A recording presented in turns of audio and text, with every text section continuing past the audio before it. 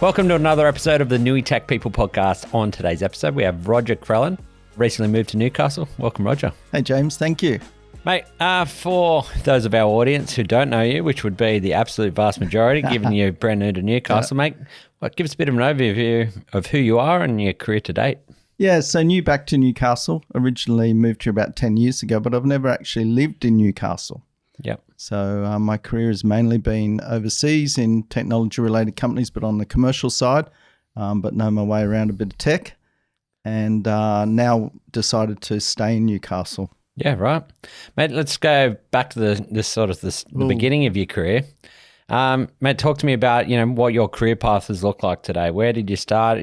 Local roles? I know you've done quite a bit of international work, but let's start, where did you begin? So I was fortunate enough to, when I was sitting in an office of chartered accountants, which is another story that you don't want to hear about, I was fortunate enough to be asked to join a company by the name of Fujifilm.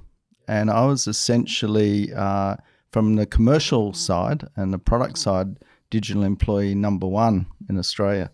So kicked off what they know as digital services back in the day when we used to shoot film, and film's a beautiful thing. But of course, along came digital photography, and that was a very, very fortunate start.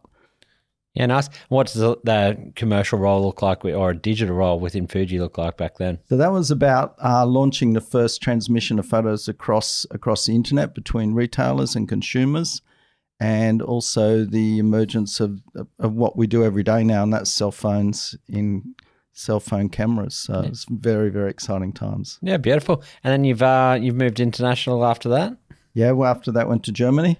Yeah. What's that German experience look like? German experience looks like taking your family to Germany as teenagers is like moving the Seventh Fleet. Yeah. But in Germany, home of industrial era in Europe. So, to be there at the forefront of digital television in Cologne in Germany was absolutely fascinating. As you see such a powerful economy, and as it transitions or the nation transforms itself into the digital age, very, very exciting times, and a country that's very welcoming to change. Yeah, and what did your role look like, and what company were we with over in Germany? We were an organisation that manufactured smart televisions for Philips, Samsung, and LG. Yeah, right.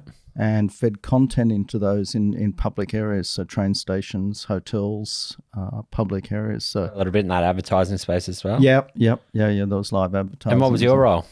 My role was COO of Europe, and to pull that together and then move the business. And we moved the business. We merged three companies into one, and then set up a new distribution system that saw us distribute product to about 21 countries. Wow.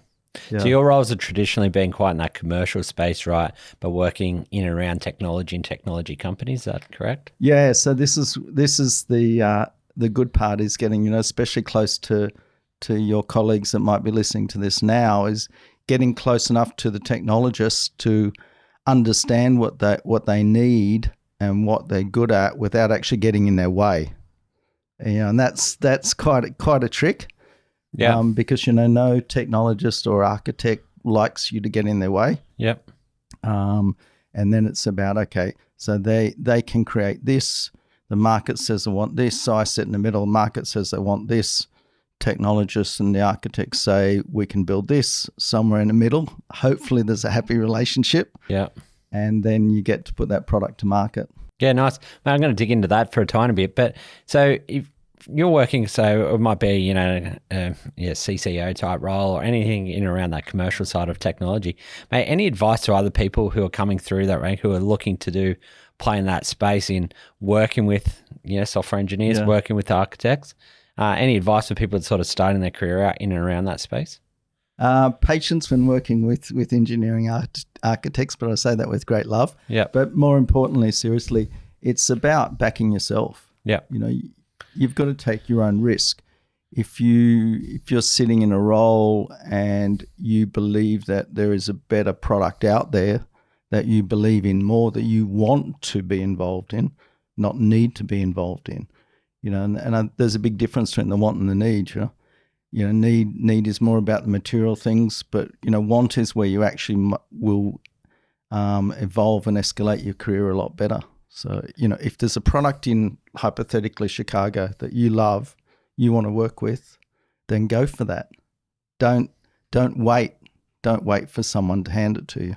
All right, if we dig into that a little bit more, what does that look like? Are you in your role? Obviously, it helps when you got some runs on the board. But again, if advice for others, if you're looking to move and you see an opportunity, is it directly reaching out to somebody? Is it waiting for that job ad? Is it moving to the area and organising a face-to-face meeting, a coffee? How do you embrace that situation? She's delving into your expertise now, mate. But there's obviously people like yourself who know everybody. Because when we're with a corporation, we do sometimes get a little bit polarized, and I think it's very easy for all of us, no matter which area of that corporation you're in, to not constantly be out there networking and talking to people such as yourself and your team, and reaching out to people and being quite well known. We're as humans, we say, we can be extroverted or we can be introverted. That's too simple. There's a balance there in actually being out there and being known and being, I always say quietly confident. Yeah. And therefore being known within your network around the technology space, and just don't keep that to Australia. Newcastle's a fantastic place. Go ahead in technology. However, that does not stop you in this age talking to somebody on different professional platforms across in the States or in Japan or wherever it is about future opportunities. Yeah, I really like that point. I think Newcastle, there's a lot of absolute benefits to Newcastle and within the technology community. One of the big benefits is a couple of degrees of separation, 1.5 degrees of separation, really. There's not too many people you won't be able to get to know in the technology community without, one or two conversations. But it can also be a little bit insular, where people in the local community know each other and like to stay local because they like to live local and they like Newcastle as a place. But I think there is a lot, what you just mentioned there are a lot to be gained by either networking in Sydney, networking with, some companies that might be on an international scale, based in Sydney's the closest, but then, as you said, also looking internationally. Yeah, I mean, today when we're not restricted in the way that we can communicate, and it's so easy to find like-minded people in credible social media platforms and credible business platforms, and then filter those out to the people that you can actually form a business relationship or a career-based relationship on. I think Newcastle likes to say it's parochial, but I think each city has its own degree of that. Yep. I think that's just natural. But it's how you then integrate into that city naturally.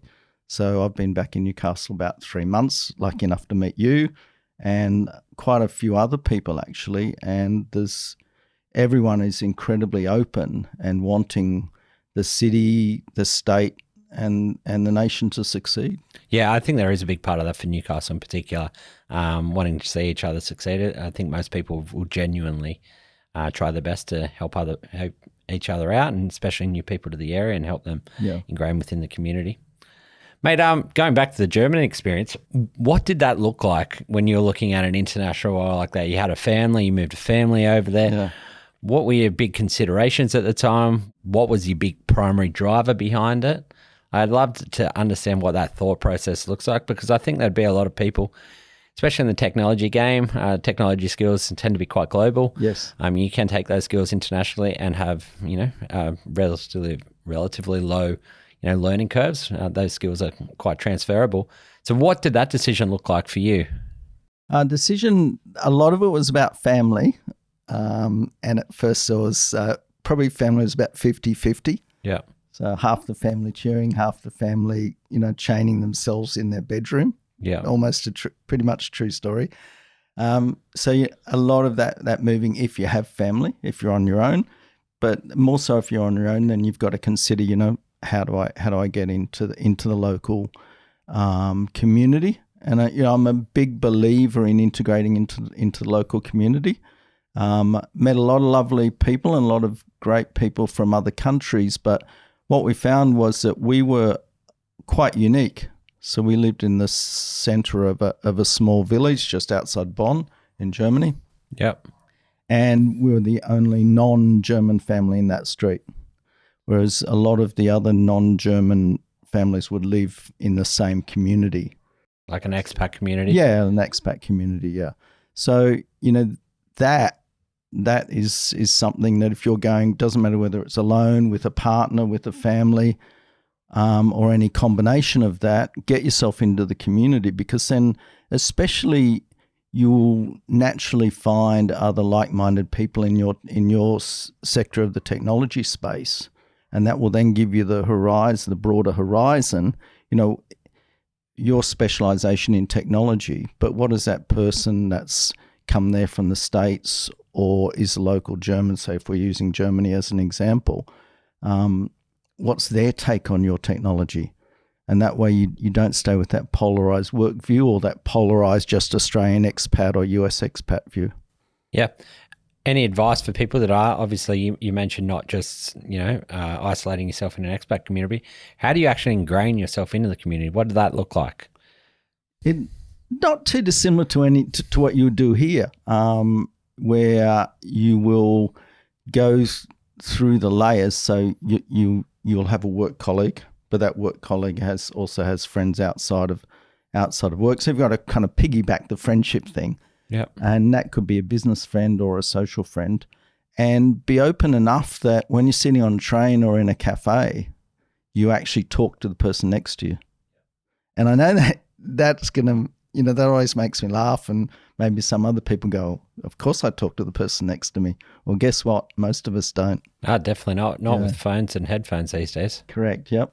So you've actually got to put yourself out there in a non-threatening way. Yeah, I think it's a really interesting point, because I think anyone that's moving to a new area, that the challenge of getting to build a network can be easier in some places than others, but obviously going to a different country when there's language barriers as well would make it even more challenging, right?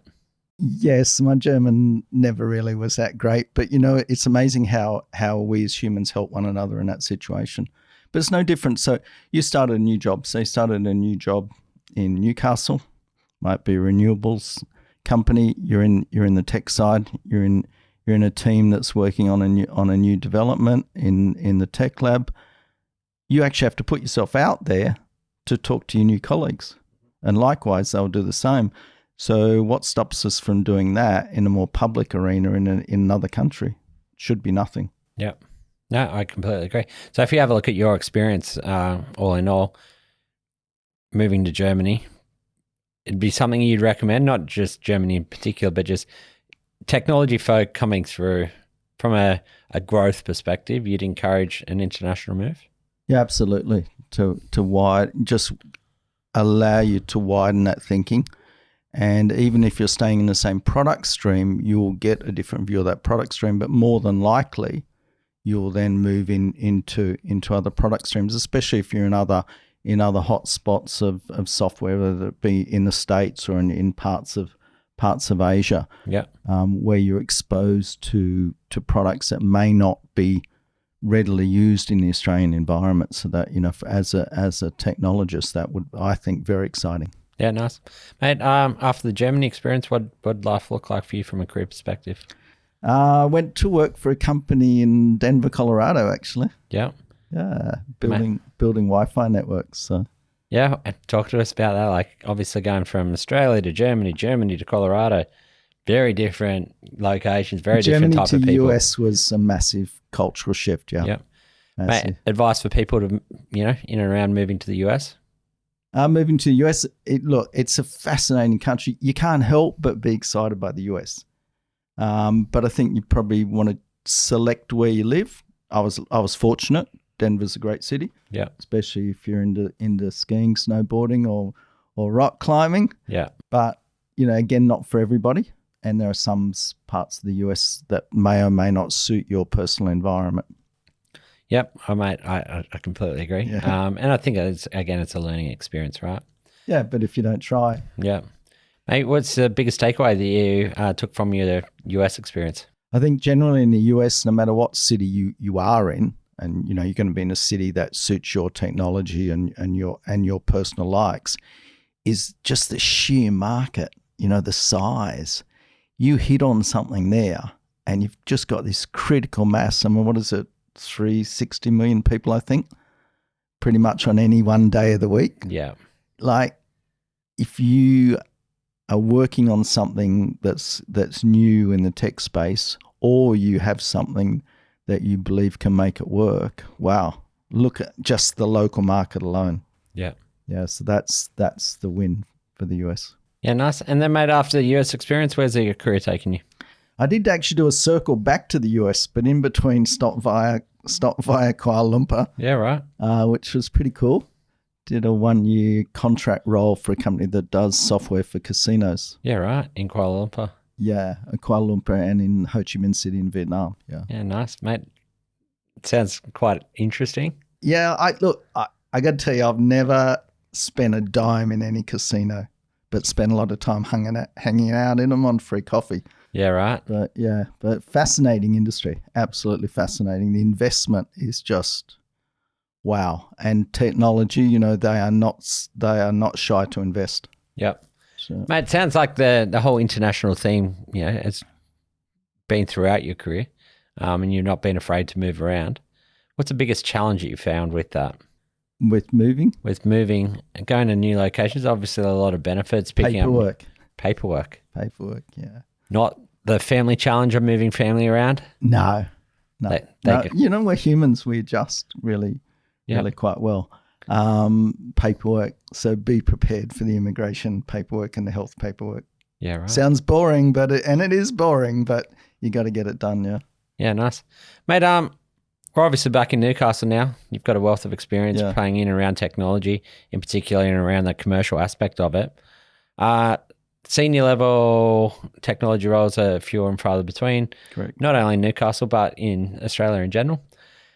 But you and I have been having a conversation in around this fractional work, and there's some fractional work that is starting to come through. We're seeing a little bit with smaller companies, with CTOs.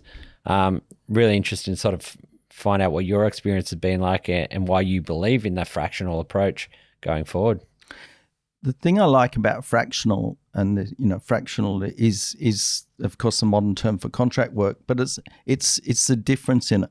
So the true fractional becomes, that might be 1 day a week or 2 days a week, as distinct from a contractor who might go in for 3 months and perhaps unravel what's wrong and then walk away. The problem may or may not be solved depending upon the organization's investment in the contractor. Consulting, of course, by the hour, and very, to me, an old school. And it works for the big firms, yep. But if you're an individual specialist, especially in technology, and you've got those skills, for an organization who's either a startup, scale up, or may have done well but kind of plateaued a bit and looking for what next, for them to be able to tap into a resource, and that can be a technologist, an engineer, an architect, or a commercial person such as myself, for between, say, 1 to 3 days a week, that therefore makes that business more sustainable, because they're not got this burden of a 5-day work full-time employee. And I think the fractional therefore gives a little bit of security for the individual, because they have their fixed days a week. They can actually achieve something for the long haul. So you're not just there to tell them what's wrong with their product. You're there to actually unbundle that product or that business and actually see it through the success path. And for both parties, it's sustainable. And I think it works so much better in the current mode of, do I want to jump the bus to Sydney City every day? Do I want to drive here every day? Do I want to be enslaved to one job? I think it fits really, really nicely for all of us now. Yeah, I think in particular it works at that senior end of town, where a small company might not have the resources to be able to hire a full-time person like yourself with a wealth of experience, and actually not only couldn't afford you, but doesn't need you on a full-time basis, doesn't need you on a 5-day-a-week basis, but can sort of leverage your skills in and around that 1 or a couple of days a week, right? Yep. And from working with technology companies, from a commercial aspect, where's the biggest gaps that you've seen? So when you go into organizations from a fractional sort of CCO type role, is there a common common problem or a common challenge that a lot of growing companies face? I think there's a couple of things that we can always do better, and it obviously depends upon the organisation, and we know which organisations get it right because we read about them every day.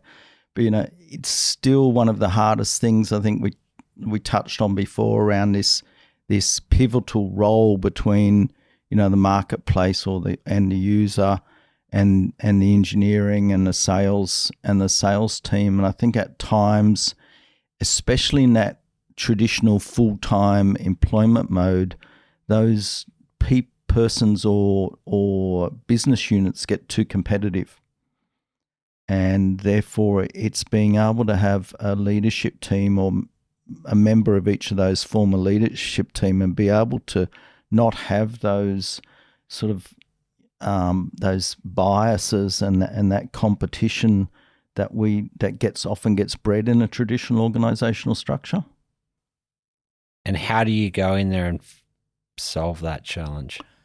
Just be a normal human and put the time in. Put the time in to actually understand each business unit's people and what actually makes them tick. And when I say business unit, that's also obviously understanding the marketplace or your customers as well. You've got to put that time in and really genuinely understand those people that you've got to work with, because you're not going to be successful if one business unit can be great, but it'll fail. Yeah. And unless you put that genuine time in, and I'm not talking about time as in masses of time, I'm talking about, the authenticity of the time that you spend with those people, whether that be an end user, a client, a reseller, whether that be an engineer, an architect, someone in the PR department, whoever that might be. And that's what it is. It's only naturally do you get that. Yeah, you mentioned the end customer being a key component in that. Yeah. And I think that gets overlooked sometimes in around that technology space. Like there's more than 1,000 well-built apps sitting in the App Store that didn't understand their end user, didn't understand the customer, well-written code, well-built app, didn't understand the end user. So is it a reverse engineering job sometimes, understanding that end user, the customer, what they're after, and then reverse engineering that back to the engineering team and sales function and help building that out? Is that where that sort of commercial role plays? Yeah, absolutely. Yeah, that's correct. And it is difficult because if a lot of apps start with the right intention of being exactly or personalized towards that customer set that they're looking for. But of course, as you scale and as you get zeros in the number of users, it gets harder and harder to get more customized or more personal. But if you start with the right intent and you keep hold of that sample of idealistic customers, whether that be real interactions or ones that you've profiled, if you can hang on to that and keep feeding it back through the flywheel of your business, rather than actually then getting a little bit ahead of ourselves and just saying, no, this is what they want. Mate, staying on that sort of the commercial aspect of it, is there a free piece of advice you'd be able to give? And it'd have to be generalized, obviously, because each situation would be quite unique. But is there some common advice you'd be able to give let's call a startup, maybe moving in that scale-up stage, a company looking to grow, technology company looking to grow from a commercial aspect? Is there any sort of generalist advice that you'd be like, I've seen this X amount of times and, you should be considering this as a company's really looking to grow? Probably one of the hardest things I've seen is where, and I think it's the same for any business, is where the leader isolates themselves from the rest of the team.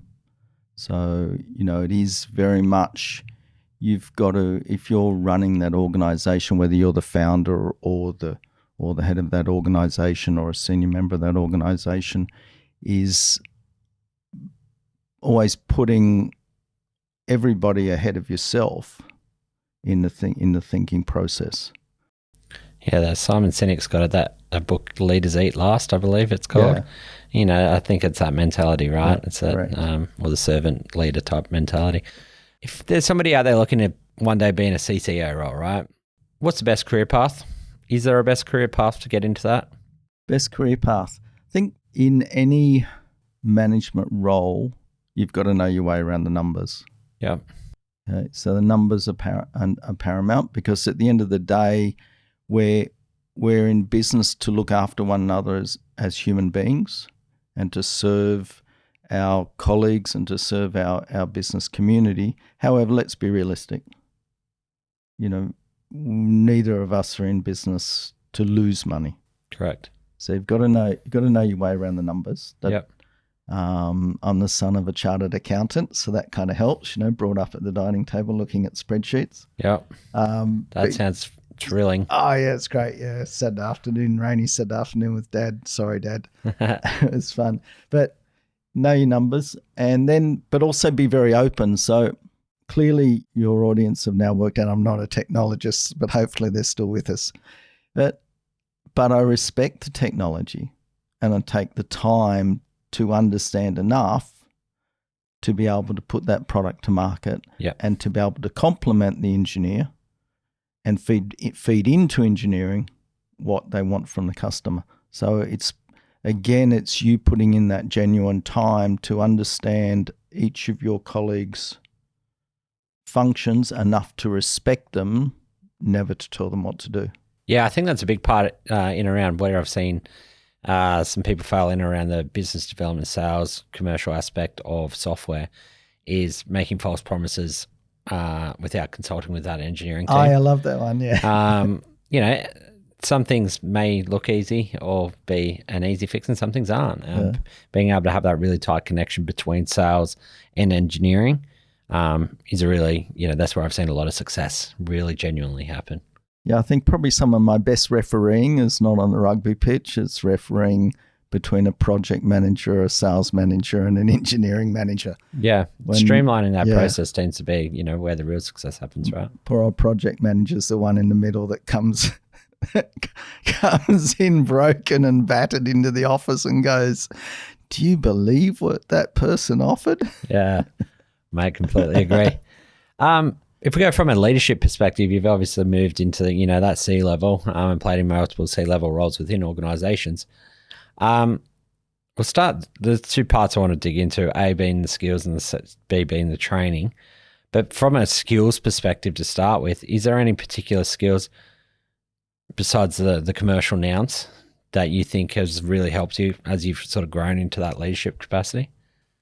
From a skill set, we touched on numbers before. It's then the having, not necessarily being a certified project manager, but the discipline of running a project, whether that's a large tender process or whether it's a business improvement process. It's having that discipline, that project management style discipline. Yeah, nice. Mate, from a training perspective, is there any training that you've taken over the years that you'd highly recommend to other people as you've moved into those, C-level roles?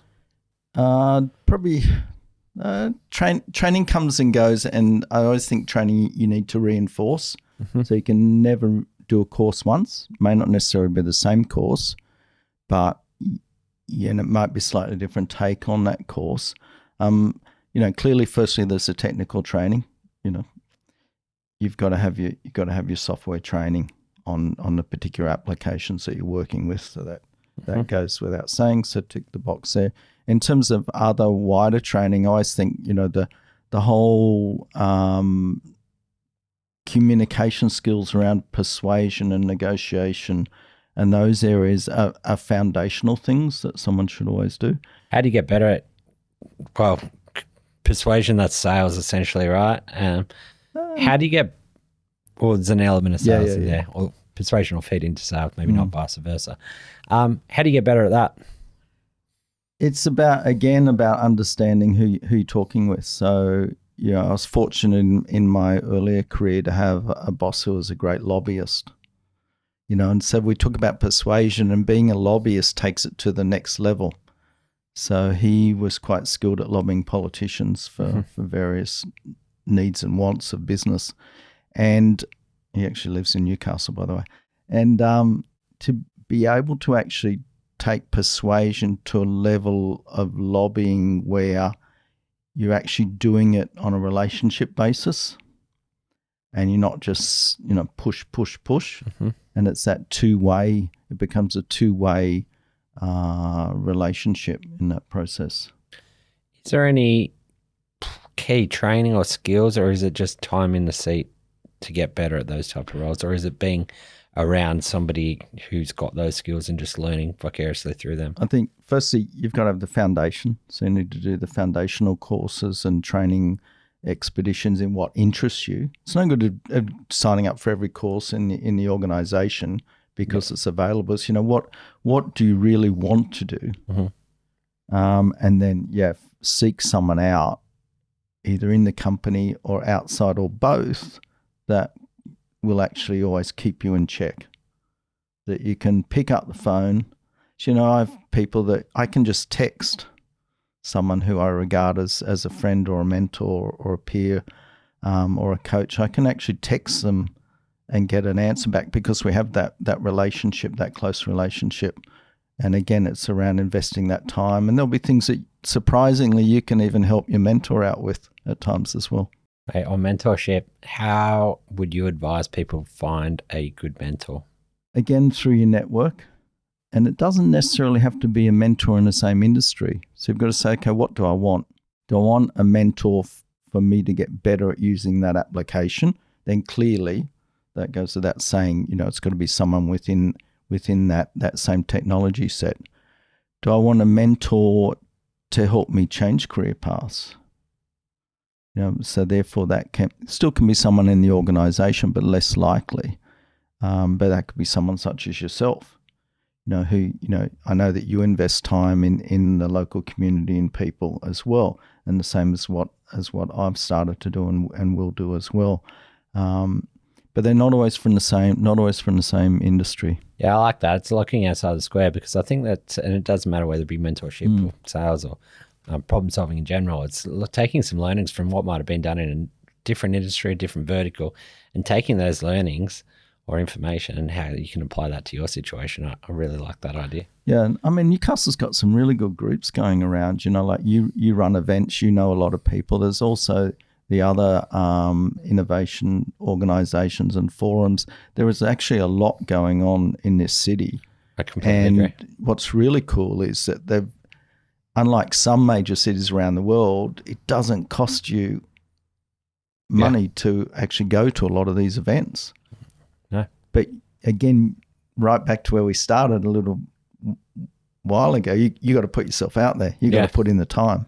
You got to walk into the room with a level of self-efficacy, that quiet confidence to be able to walk up, check out who's there, and target someone. Yeah, mate, it's been a bit of a common theme in your conversation today. Has been about taking a little bit of responsibility on the self to start with. So you made mention of it on training. You made mention of it looking for training in something you really have a passion or enjoyment around. So find that area that you're actually excited about learning and then go deep into that.